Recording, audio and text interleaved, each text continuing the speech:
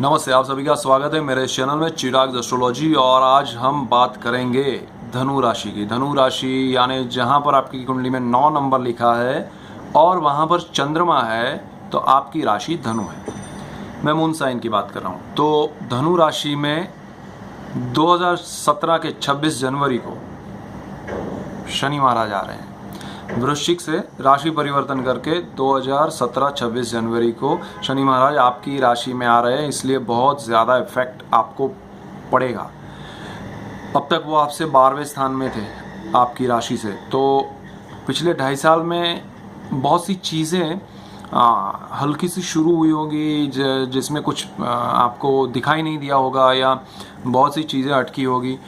और ये आपकी 7.5 का बिगनिंग का पीरियड 2.5 साल पहले 2.5 साल थे, अभी दूसरे, फिर वहाँ से आगे बढ़ेंगे 10 नंबर में जाएंगे तब तीसरा 2.5 साल। ये 7.5 के बारे में हम बाद में बात करेंगे। तो 7.5 आपकी चल रही है वो मैं बताना चाहता था। अभी शनि आपके स्थान में, आपके पहले स्थान में आ रहे हैं। पहला स्थान यानी आपका दिमाग, आपकी सोच, उस पर वो इफ़ेक्ट करेंगे। आपको बहुत सी चीज़ें जो आपने देखी नहीं है, सोची नहीं है, सुनी नहीं है, उसके बारे में आपको वो बहुत सी चीज़ें सिखा के जाएंगे। आपको समझाएंगे कि किस नज़रिए से चीज़ें देखें। आपका नज़रिया बदल जाएगा, उसमें डेप्थ आएगी, उसमें ज्ञान आएगा, उसमें विज्ञान आएगा। आपको बहुत फ़ायदा होगा इसका। दूसरा, शनि महाराज जहाँ बैठे हैं वहाँ से वो 3 जगह पर देखते हैं। एक, जहाँ बैठे वहाँ से तीसरी दृष्टि करते हैं, तीसरे स्थान पे जहाँ बैठे वहाँ से। तो जहाँ पर 11 नंबर लिखा है वो 9 से तीसरा है। तो 11 नंबर लिखा है यानी कि कुंभ राशि जहाँ पर है वो स्थान पर वो आपकी कुंडली में देखेंगे। तो आपकी कुंडली का तीसरा स्थान, चंद्र कुंडली का, तो तीसरे स्थान में वो देखेंगे आपकी राशि से। वो उसकी खुद की राशि है और वो स्थान जो है वो आपका पराक्रम स्थान है, आपका साहस का स्थान है। तो अगर आप कुछ नया करने के लिए सोच रहे हैं या सोचा था, उसको करके कुछ रखा हुआ है लेकिन वो एक्टिवेट नहीं हो रहा था, वो अब एक्टिवेट होगा। उसमें आपको बहुत सी चीज़ें करने को मिलेगी, बहुत सी नई चीज़ें आपके सामने आएगी। आपको समझ में आएगा, अच्छा मैं ये सोच रहा था ये तो कुछ और है, मैं ये सोच रही थी अरे ये ऐसे नहीं ऐसे होता है, तो वो होगा। दूसरा, आपको वो स्थान जो है वो भाई और बहन का स्थान है। तो आपके रिश्ते जो हैं उनके साथ वो भी अच्छे से उसमें सुधार आएगा। नहीं है, टूट गए तो भी जुड़ेंगे और जुड़े हुए तो और अच्छे होंगे। लेकिन आपका नज़रिया बदलेगा, आपकी सोच बदलेगी और आपको रियलिटी के हिसाब से, सच्चाई के साथ, न्याय के साथ आपको जाना पड़ेगा तो और बेहतर होगा। उसके बाद वो जहाँ बैठे वहाँ से बिल्कुल सामने 7वें स्थान पर देखते हैं जहाँ पर 3 नंबर लिखा है। तो 3 नंबर यानी मिथुन राशि। अगर आपका बुध बहुत अच्छा है और 7वां स्थान है वो marriage life, marriage partner, life partner और बिजनेस पार्टनर, तो एनी काइंड ऑफ पार्टनरशिप आपकी वहाँ से देखी जाती है। और वहाँ जो नंबर 3 लिखा है वो बुध का राशि है, बुध का आधिपत्य है। बुध अगर अच्छा है और शनि वहाँ देख रहे हैं, और शनि के साथ, अगर गोचर का मैं ये शनि की बात कर रहा हूँ, अगर शनि के साथ बुध आते हैं, बैठे हैं, जहाँ पर 9 नंबर लिखा है वहीं पर बुध बैठा है और वहाँ पर, तो जिनकी शादी नहीं हुई है उनकी शादी हो सकती है।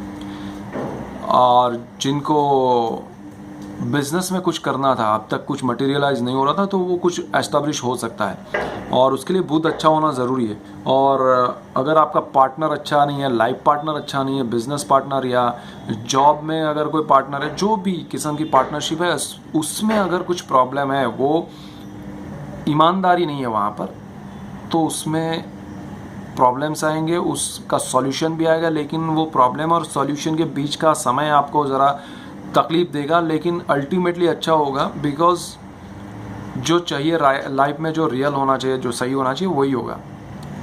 सो वो आप स्वीकार करके चलिए। उसके बाद वो जहाँ देखते हैं वहाँ 6 नंबर जो आपकी कुंडली में लिखा है वहाँ, वो 10वां स्थान है वहाँ जो बैठे हैं वहाँ से। तो 6 नंबर अगेन बुध की राशि है, कन्या, और वहाँ पर गुरु बैठे हुए हैं।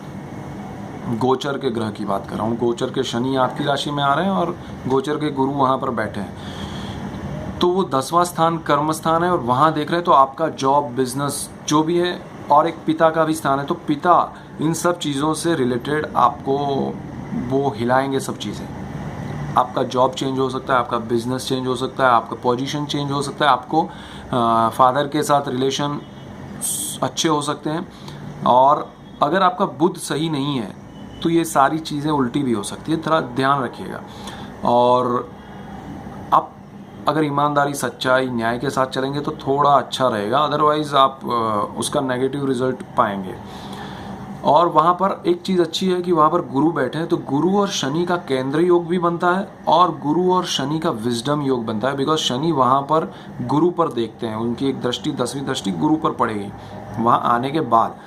तो आपका जो मैंने बोला ना कि आपका पहला स्थान है, उसमें ये विजडम का योग जो है ना वो आपकी सोच बदल देगा, आपका नज़रिया बदल देगा और आप और इम्प्रूव होंगे, आप बहुत बेहतर तरीके से चीज़ों को समझ पाएंगे और आप सही तरीके से उसको समझ के चलेंगे लाइफ में, तो आपको बहुत फ़ायदा होगा। और इससे आप बिज़नेस में भी, अपने पिता के साथ रिलेशन में भी, अपने ये स्थान आपकी सास का भी है, तो सासू माँ के लिए भी आपको अलग नज़रिया होगा, अब तक तो वो भी बदल जाएगा, अच्छा होगा। और इन सब के लिए आपका बुध अगर बहुत अच्छा हुआ तो सब चीज़ें आपकी इतनी अच्छी होगी। ये शनि महाराज है, आपको ये 2.5 साल का जो पीरियड है ना, उसमें घर, शादी, ये बिजनेस, जॉब, सब में बहुत कुछ दे सकते हैं। तो बहुत शांति से चलिएगा, धीरे से चलिएगा, शनि की गति बहुत स्लो है, तो आप उस स्पीड के हिसाब से चलिएगा। आप भागेंगे तो आप गिर सकते हैं, मत भागिएगा, शांति से एक अपने आप को ऑब्जर्व करते हुए शनि के हिसाब से चलिए, आपको बहुत फ़ायदा होगा। और 7.5 क्या है वो उसके बारे में मैं बताने वाला हूँ, तो शांति से उसके बारे में भी सोचेंगे, तो 7.5 से डरिएगा मत।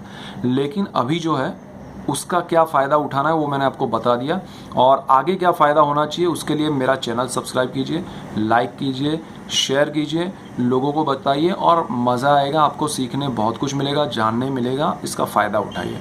थैंक यू फॉर वॉचिंग, और अभी के लिए मैं चलता हूँ और नेक्स्ट वीडियो में मिलते हैं। Thank you.